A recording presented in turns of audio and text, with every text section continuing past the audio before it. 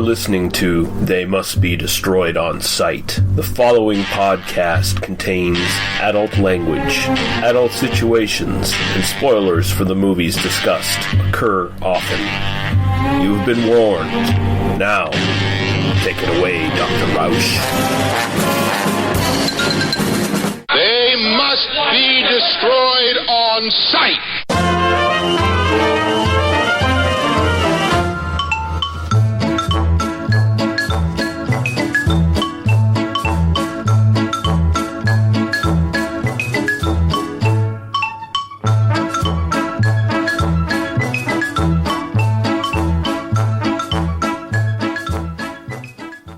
Hello and welcome back to They Must Be Destroyed on Sight. Intermission episode 33. I'm your host, Lee Russell, and I'm not doing a regular episode this weekend, and not sure what we're doing for our next regular episode, which should be next weekend when we record that. So, I've been watching a lot of films lately, and a lot of newer films, so I'm going to do an intermission episode and just sort of give my brief thoughts on a few of these films I've been watching, and, entertain you guys, or bore the fuck out of you guys for a good half hour to 45 minutes, something like that. Daniel should be back pretty soon, so we do have some things planned, tentatively, when he comes back, and also, because Lady Lee is now in film school, well, not quite film school, but she's doing a course on film, anyway. She has a list of stuff that she has to watch. So we're probably going to implement some of those films into our own reviews and discussions on this show, so she can get some different perspectives and work out some of her thoughts on some of these films for her course. And, that should work out pretty good, I think. She gave me here a list of films, and it looks pretty interesting. There's some cool stuff on there. And I don't think there's anything on there that we've covered yet on this show, so it'll be good. I'm going to stop talking here for a minute. We're going to go to a quick break. We're going to play some podcast promos for podcasts that I love that you should check out if you haven't already. And we're going to play a little bit of music, and then we're going to come back, and we got 6 films to talk about.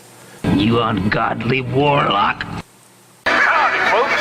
Like blood, violence, and freaks and nature. You come to the right place. My name is Gary, and I'm your guide to Sin and Beef Podcast. Every episode, we not only deliver film reviews, we also dismantle some of your favorite and most hated films, sometimes for the better and sometimes for the worse. Hey, you shut your face! If we want to hear you talk, I will shove my arm up your ass and work your mouth like a puppet. All right, calm down. Every show I hope to have a new co-host, podcasters, listeners alike. That's right, I'm talking to you people. I take all comers. You're sluts. That's not very nice. The only rules, well, let's ask the best cooler in the business. All you have to do is follow 3 simple rules. 1, never underestimate your opponent. Expect the unexpected. 2, take it outside. Never start anything inside the bar unless it's absolutely necessary. 3, be nice. So join the insanity and please vent your frustrations. I'm available on TalkShoe, iTunes, and Stitcher Smart Radio. And remember, here at the Sin and Beef Podcast, if you got beef, I've got the grinder.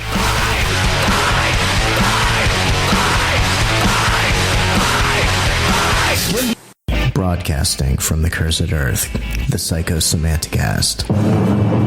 Let us face, without panic, the reality of our time. The fact that atom bombs may someday be dropped on our cities. And let us prepare for survival by understanding the weapon that threatens us. To have an ignorant, thin-skinned megalomaniac who sends off Twitters at 3 a.m. if somebody angered him. Neo-Nazis turning up in Washington, D.C. to have a rally saying Heil Trump. We talk about politics. I knew I couldn't trust you corporate greaseballs. We talk about movies. You can't come down here and arrest people just because of what they look like. Are you crazy? But that's police harassment. We talk about political movies. We're in trouble. The whole world's in trouble. They're all around us and we never knew it. You can only see them with these special glasses. The Psychosemanticast. You ungodly warlock.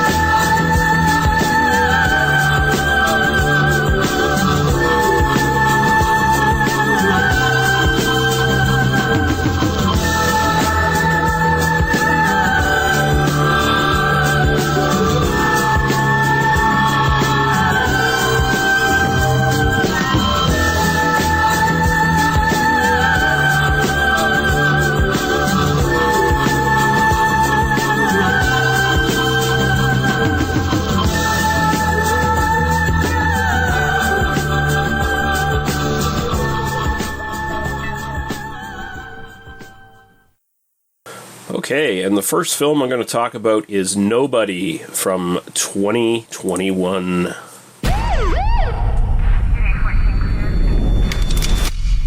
So they took maybe $20 and an old watch? Mr. Manson, did you even take a swing? No. Could have taken her, Dad. Heard you had some excitement last night. I wish they'd have picked my place, you know? Why didn't you take him out? I was just trying to keep the damage to a minimum. Yeah, how's that working out for you? You're okay, because you don't look okay. There's a long dormant piece of me that so very badly wants out. What are you still doing here, old man? I'm gonna fuck you up.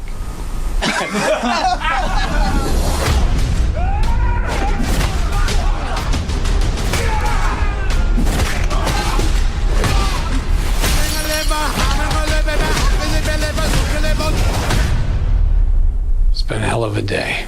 You can see that.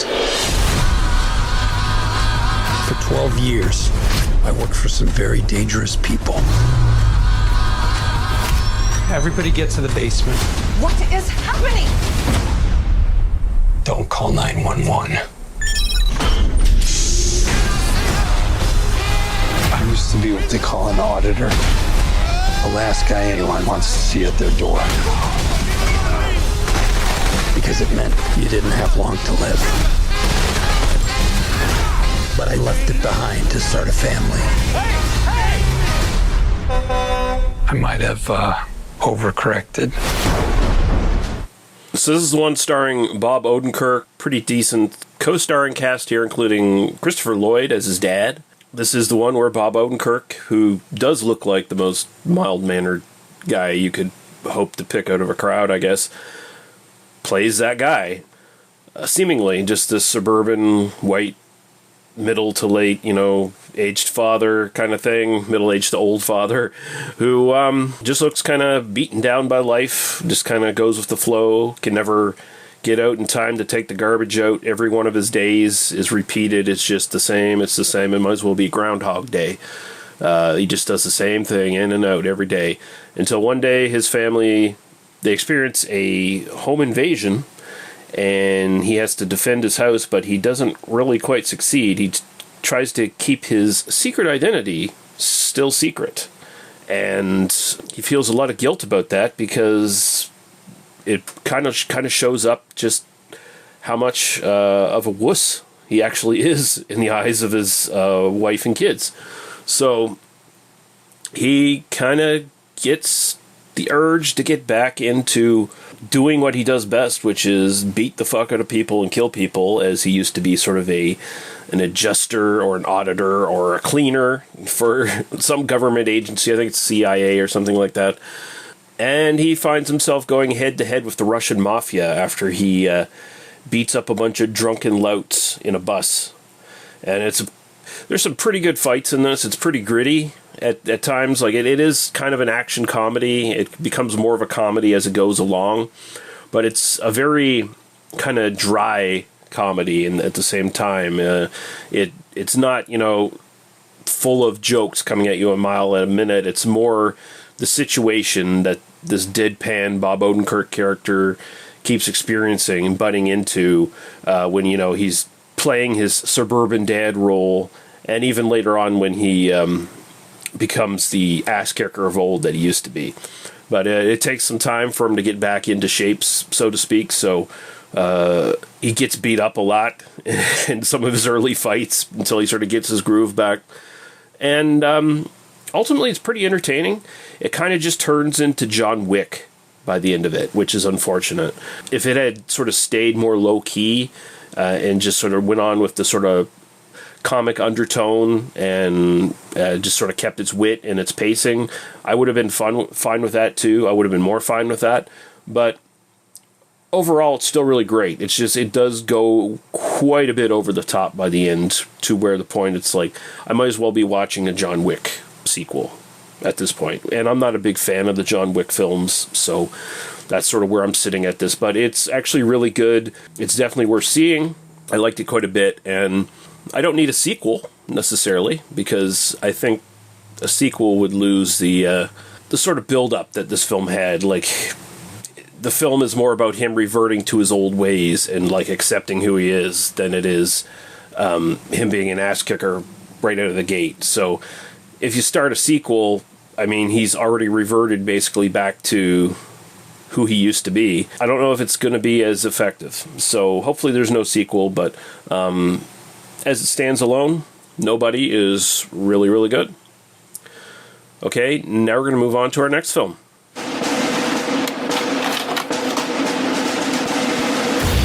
They've taken control of most of Europe and Russia. Merciful heaven, an invasion. That's not all, Mr. President. I take it that's where your big idea comes in. Let me introduce you to the team.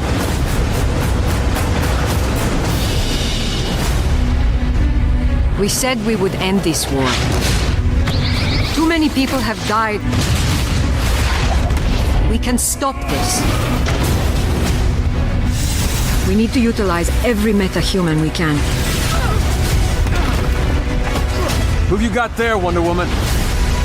I'm from the future. It's not impossible. Are you ready to end this war? I thought you'd never ask. Then, welcome to the team. If this goes haywire, blame the new guy. Turns out the Nazis are launching a surprise attack. Then we stop them.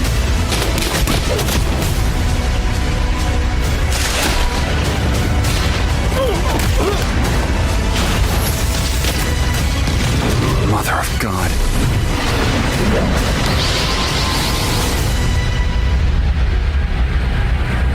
Ah, kid, you ain't seen nothing yet.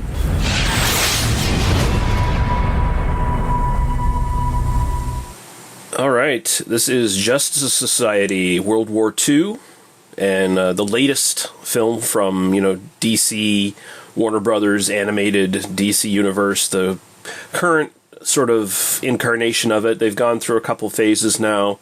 They're doing new stuff now, and this has probably been the best one so far out of their sort of latest run. If you'd seen like the earlier Flashpoint Paradox or whatever it's called, you'd know that the character of the Flash can, if he goes fast enough, he can jump to other dimensions or even go back in time and like change things and make new realities just by changing things. And so they sort of play off that a little bit here. He jumps back into not only back in time but back to another universe and due to an accident, and runs into an old version of what is basically the inspiration for the Justice League, the Justice Society, and it's got Wonder Woman at the helm. It's got another version of the Flash. It's got a couple of other characters, Hawkman, who's got I think a different origin than some of the Hawkmen that I've seen in some of these animated ones. It's got Hourman, who has a special formula that gives him like superhuman strength and speed and such for like an hour, and then it wears off and he can only use it like once a day or something like that, or it ends up affecting him negatively. It's much more of a throwback to kind of a pulp hero kind of thing, and of course it's set during World War II, so the future Flash finds himself mixed up with these guys fighting the Nazis. Now, the film doesn't go into the implications of imperialism, nationalism, and all that sort of thing. Not really. It doesn't really touch on it all that much. It's much more interested in sort of the pulp adventure aspects. The animation is really good. The art style is really good. I enjoyed both things immensely in this. I thought the story was decent enough. There was enough interesting things going on. Wonder Woman is kind of the main hero in this, even though it is basically a Flash story. It's much more surrounded around Wonder Woman and what's her military boyfriend? Is it Steve Rogers or something like that? Like Steve something, or I can't remember. Not that big of a comic book nerd, but it does pretty much revolve around that and him trying to marry her and her being reluctant because she's going to outlive him because she's immortal and never ages and all that. You can tell they wanted to use the cinematic Wonder Woman's score, the Hans Zimmer Wonder Woman score, which is fucking awesome, but they couldn't quite use it, so they have these sort of like stingers that are reminiscent of it, but not quite it. I enjoyed it. It's pretty good. I think the phase before this one of DC stuff is still probably the peak of where they've been with their animated movies, but this was a nice sort of return to form for them, and so it's worth picking up and checking out. I quite liked it. So now we're going to move on to our next film. You know what I don't understand? How the hell are you still alive?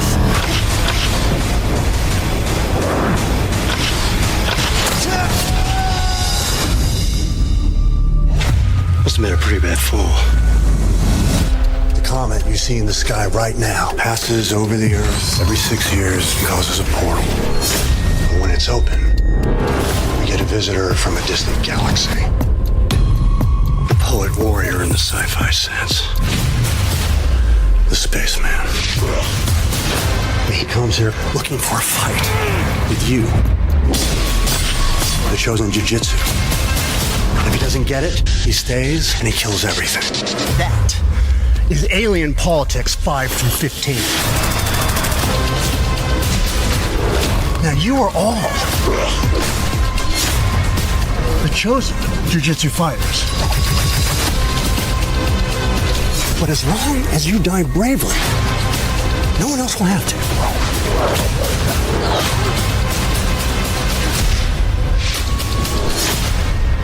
He's crazy, like me.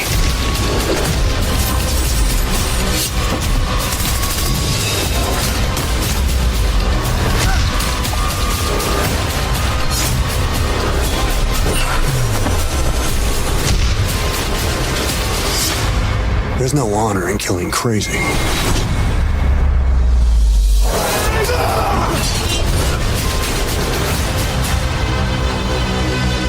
I can fly too.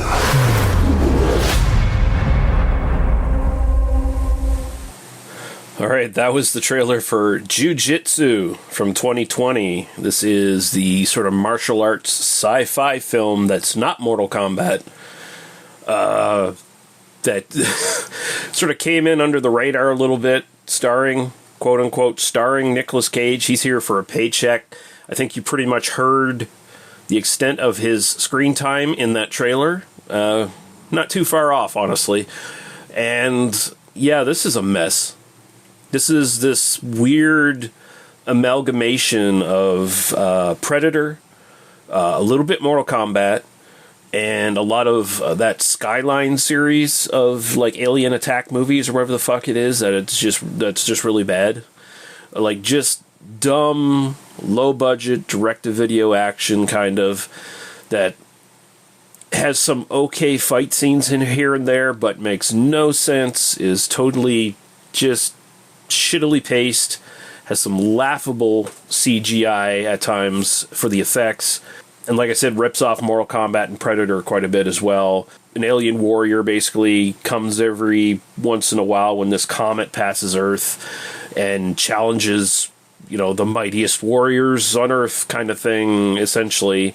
And, you know, if he doesn't get like a satisfactory battle or if he wins totally or something like that, then, oh, we're going to be invaded. At least that's the sort of the story I picked up. It doesn't really matter.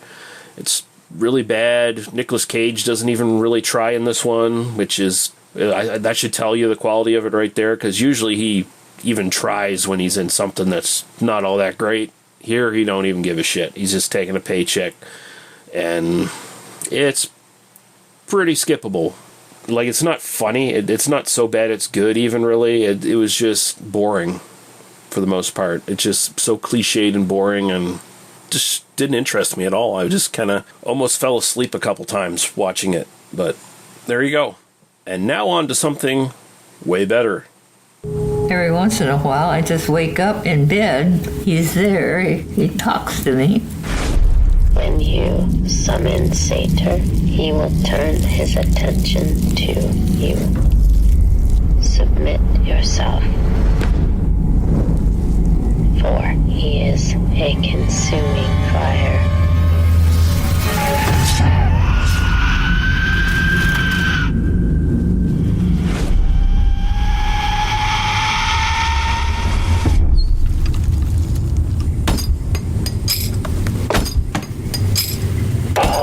Upon the face of the forest shall tremble, for Sator's eyes are in every place.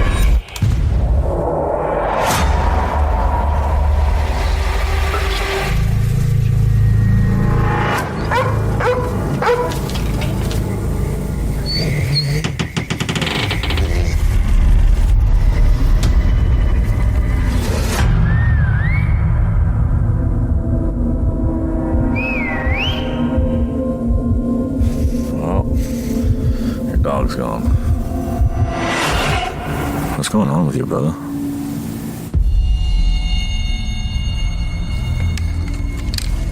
Sator has searched you.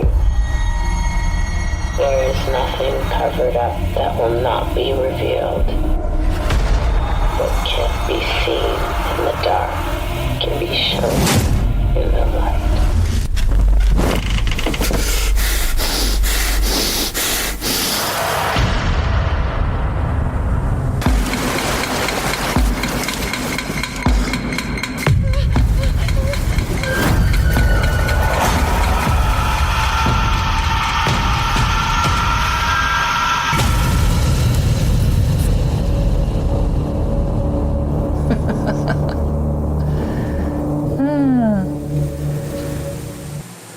And that was the trailer for Sator from 2019.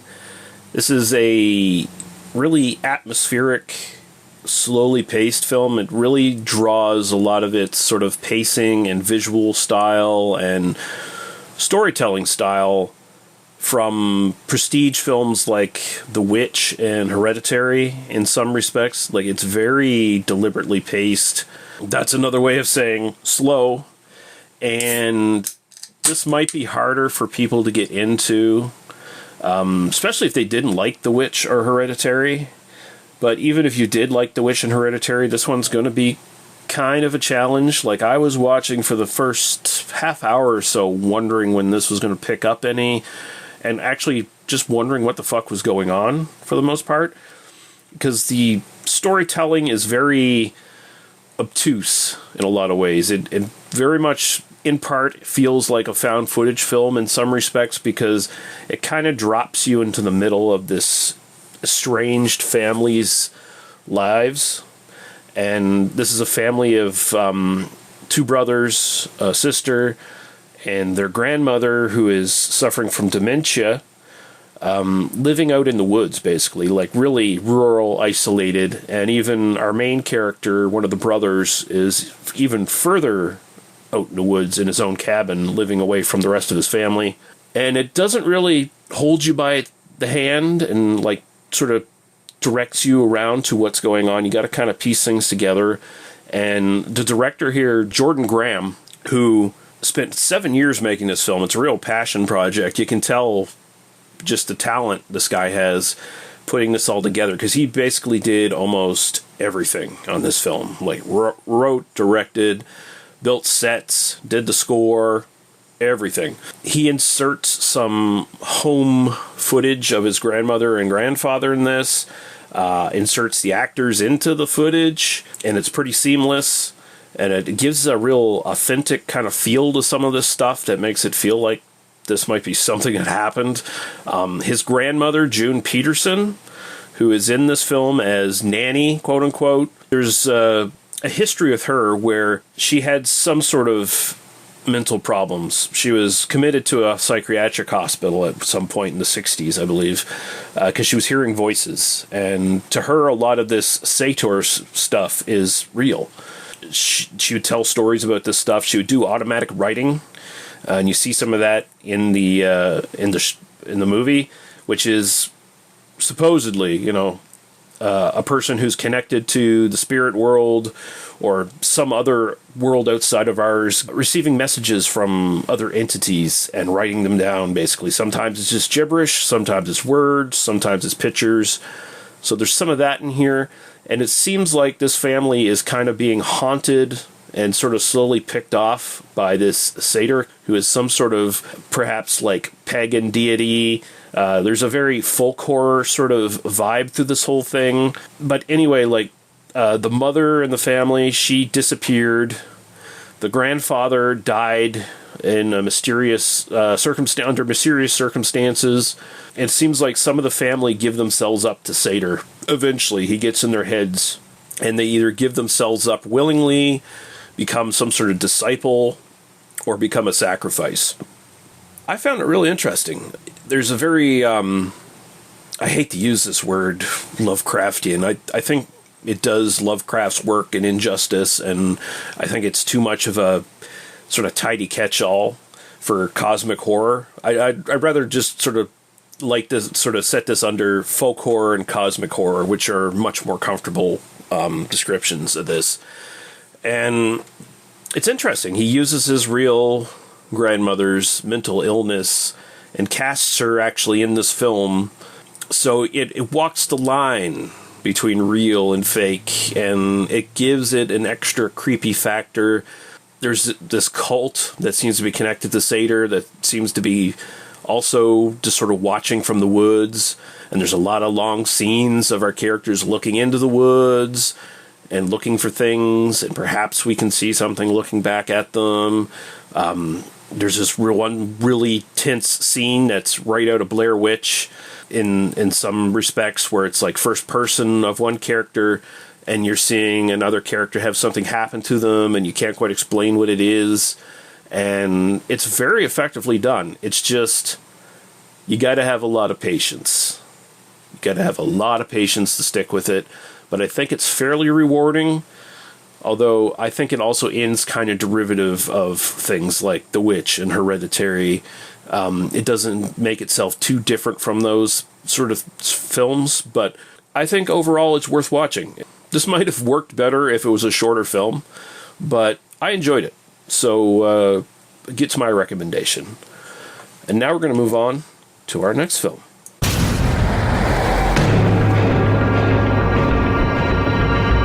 Where the hell have you been, Barry? You know what I like about you, Barry? You don't say much. But you're a good listener. You're absolutely fucking right. You're not the father. You're a useless piece of shit. So what are you doing here, man? How did they catch you? Yeah! You listen bad.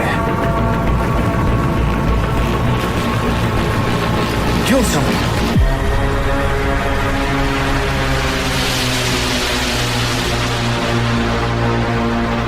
You're not my husband, are you?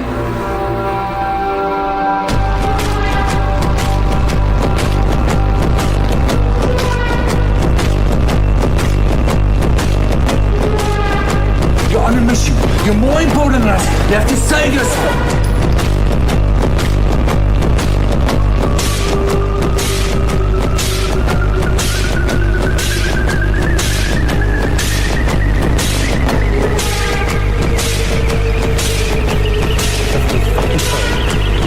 What is your name?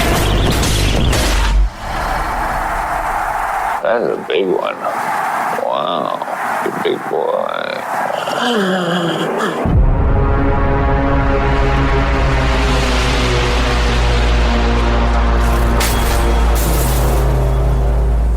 Okay, and that's Fried Berry from 2020. This is a feature film based on a short film, I believe, from the same director from 2017, sort of like an experimental short film. I did not watch it, but I sort of gleamed that it's basically just like one segment in this film was sort of the short film, and they sort of build off of that with this. Like, this is, although there's some things written here, from what I understand, most of this film is kind of improvised and workshopped as they were shooting it, and it really does feel that way. Like, this is very episodic, very vignette heavy in a way. It's all based around this titular character, Fried Berry, who's this severe drug addict living in Cape Town, South Africa, and he is just this emaciated, skeletal burnout. I think he's supposed to be like in his 40s or maybe 50s, although the actual actor here is in his 60s. And he's a very gaunt, tall guy, very striking features. His name is Gary Green. Up until this point, he was only sort of like a bit player, extra, and mostly a stuntman, I guess. But the director wanted this guy for the short film and for this film. I assume sort of based on his looks, because he's very, how to put it, watching him, he almost looks like an animatronic. He doesn't quite look real. But anyway, he's got a wife and a kid that's most likely not his, and he just sort of uses them for a quick meal before he goes out and abuses drugs again. He doesn't care about anyone except for himself, basically. Just total scumbag. But what happens is he's abducted by a UFO, and an alien, in a really wild fucking sequence, basically implants itself into his brain in unique ways. There's a unique probing scene in this film, and I'll just leave it at that. But Barry comes back to Earth with this alien presence in his brain, using his body as a vessel. Barry is still alive and sort of locked up in his head, but the alien's in total control. And so now the alien is using possibly the worst host it could find, as far as a human specimen could go, to do his explorations, his observations, his interactions with other people. And so now, using Barry, he's going through Cape Town, running into people Barry knew, running into strangers, running into all kinds of weird people. And this is where it gets very episodic, as he, runs into different people and has adventures. Even though this is on Shudder, it's not really a horror film. There's a couple segments in this that are kind of dark. One that would fit as a horror film, but really it's not a horror film. It's more of a just wacky drug comedy in some respects, with just a lot of scumbag characters in it. It kind of feels like street trash, except there's no, it's not a body melt movie. It's got the same sort of stratum of civilization, I guess, is the way to put it. And same sort of characters, low-life characters, crazy characters, desperate characters, all interacting with this weirdo version of Barry that's even weirder than he usually is under the influence of drugs. And this alien ends up taking drugs while using Barry's body, and it affects him very differently. And it's just some wild shit. It's mostly just lead actor Gary Green's performance that is what kind of recommends this for me. And it's not a hard recommend. Like, I think it could have went into a much more cohesive story. There's like a lot of opportunities they missed. They could have turned this into a real horror movie. They could have made it something like what was it called? I Come in Peace, or Dark Angel, or whatever the fuck it was, the one with Dolph Lundgren in it. It was about the alien drug dealer that comes to Earth. They could have went that direction, specifically since this references a lot of stuff from the 80s. Like, they're referencing a lot of 80s films and stuff like that.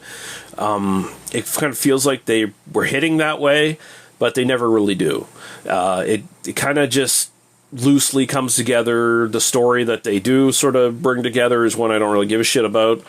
I was much more on board for the wackiness and the wild shit, so I was a bit disappointed. But I think Gary Green's performance is one that's going to be remembered long past him.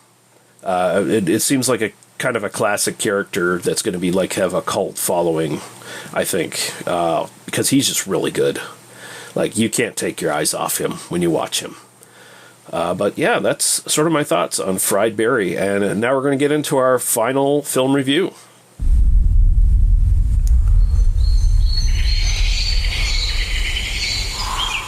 He told me his story.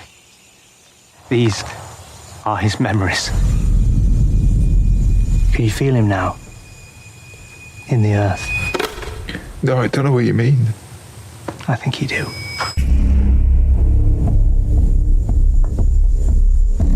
So what are you working on? Searching ways of making crops more efficient. funny place to study crops in a forest. We had to send a rescue party in to get a group out a couple of months ago. They got lost. Why didn't they use GPRS? There's no phone reception in there. People get a bit funny in the woods sometimes.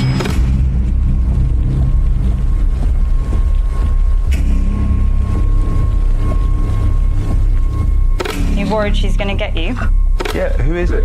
It's a local folk tale. She's the spirit of the woods.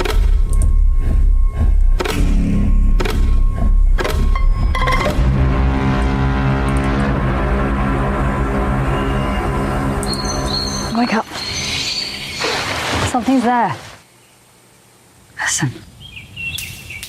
Someone's watching us.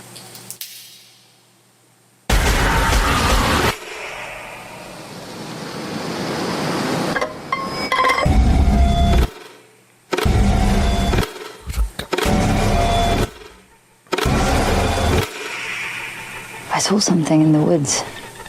It wants to talk.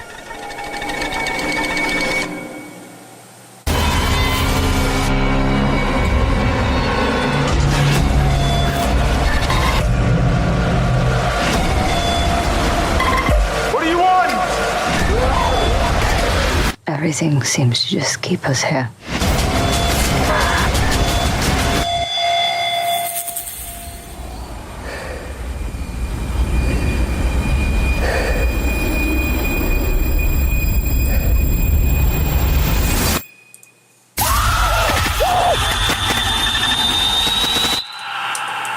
Okay, and that was In the Earth from 2021, and this is the new Ben Wheatley film. A lot of the buzz around it is, oh, this is the one that was conceived, written, and produced in quarantine. It's the pandemic horror film for the COVID era and all that stuff, which is total bullshit. I mean, no, it was conceived, written, and produced during this period of the COVID-19, but to call it a quarantine movie is doing it a great disservice. It's a big-time mislabeling of this film, which is one of the best sort of neo-folk horror films I've seen. It is set in a world where a deadly virus has killed a large amount of the population, but that's just the backdrop. That's the setting. That's not necessarily what the story is about, because actually the story is about a scientist going to this sort of isolated forest in England, I think near Bristol or someplace, if I'm not mistaken. And he's studying the soil there because it's extra fertile because of the mycorrhiza. I think I'm pronouncing that correctly, which is a symbiosis between fungus and the root systems of trees and plants. And it's extra fertile in this area, so he's researching that and hoping of strengthening crop yields and stuff like that. So, like you can tell, just hearing that, it is not about the actual virus at all. It's about something else. So he gets there, and apparently some people have gone missing in the woods before. He's paired up with a ranger to help him try to find this previous research scientist who is supposedly still out there. It's revealed later that she's an ex-lover of his, and he might have different motivations than just scientific ones as far as trying to find her. But basically they go into the woods and strange things start happening to them. It seems like there might be a pagan deity of some sort living out in the woods, or it might be, according to legend, a sorcerer who melded his soul with a standing stone out in the woods and sort of became one with nature, or perhaps it's just nature itself and some sort of unknown ability, consciousness perhaps, of plants tried to speak to us. Either way, there's a clash of science and sort of old-style religion here, as the two sides are trying to find the answers in vastly different ways, so they come in conflict. It's very atmospheric. It's sometimes kind of trippy, because there's stuff involving like spores and drugs and things, changing people's perceptions. So it gives itself a little bit of an out as to what's really going on. But it seems pretty obvious that there is something beyond them going on in those woods, whether it be a deity or the soul of a sorcerer or nature itself trying to talk to him. It presents a lot of questions and doesn't really answer a lot of them, and I'm fine with that. This is, again, like I was talking about with Sator, I would label this under cosmic horror, but it's also sort of neo-folk horror in that, you know, it's the way the characters relate to nature, the way characters relate to old-style religion, science butting heads with it, and people trying to find answers. They might be asking the wrong questions in the first place, kind of thing. I thought it was really good. Ben Wheatley's just, when he fucking shines, he fucking shines. He just hits home runs, and they're big ones. I really enjoyed it. It's not for everybody. It is fairly slow-paced, too. It's a bit of a burn, but it has some of the requisite horror stuff that maybe people not looking for deep horror movies can get into, and it's weird enough that I think it'll keep people's attention, even if it's a little bit confusing. Like, there is some good gore in this. There's some good suspenseful stalking scenes and scenes of people feeling surrounded by stuff out in the woods and they're not sure what's out there. There's character motivations that are suspect, and there's some mysteries here and there, some relationship connections that get unraveled. Liked it all. Loved it. Might be my favorite film of the year as far as first time watches, up with like Psycho Goreman, which is a way different movie on the other end of the scale, but I really enjoyed this. I thought it was great. It gets my highest recommendation out of all the movies I've mentioned in the show, and I recommend you guys not sleep on it. In the Earth, I think, is really, really good, especially if you're really into like folk horror. I think you'll get a lot out of this. It's pretty special. All right, and so that's it, guys. Thank you for listening. Like I said, we're slowly getting back to giving you guys regular content and getting the whole gang back together and getting things up and running again. Just some of us have, wanted to take a little time off. In my case, I've just had a couple bad months where some personal things kind of got in the way of the podcasting. But we're kind of getting back on track. Things are starting to get a little bit normal again. So thank you guys for listening. If you want to find more of this stuff, you go to tmbdos.podbean.com. At the end of the month, we're going to have the last part of my Maurizio and Guido De Angelis Blood on the Tracks series, covering their music that they did for film. And like I said, at least one more episode of the regular They Must Be Destroyed on Sight coming this month, and maybe an intermission. Who knows? We'll see. We were talking about doing some more horror movies and stuff. Bring Paul back on for that. And, always trying to knock some content out to you guys at the very least. And we appreciate you listening. So until then, we will see you guys later. Bye-bye. It seems like a bell rings, time for deja vu. Everything is familiar, being here with you. All you've ever had before, you've had to understand. Now all you have to do is want to have at your command. I have always been here before, allowing my mind's call of no. Incorporate more, never stops this flow. I have always been here before. That is pleasing, that is real, that is forever keeps filling, never filled. That snuck up upon you in the night.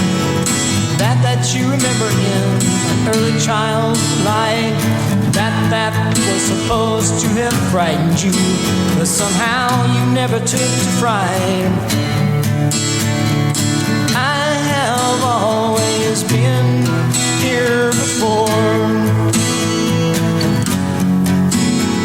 allowing my mind's call of no love.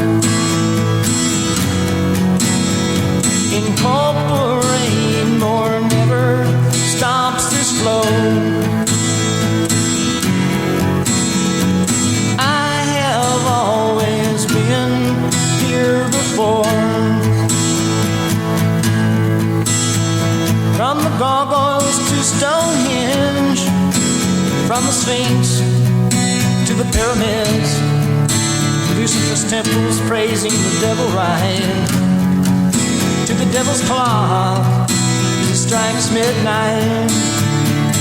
I have always been here before, allowing my mind's call of no love, incorporate more, never stops this flow. I have always been here before.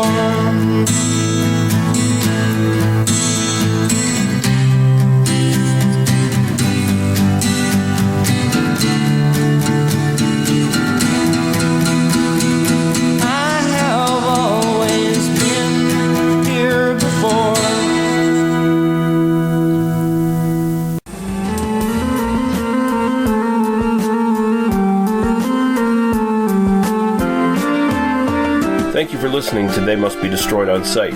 For further episodes, our Apple Podcasts, Facebook, and YouTube links, please go to tmbdos.podbean.com. Thank you. Drive through.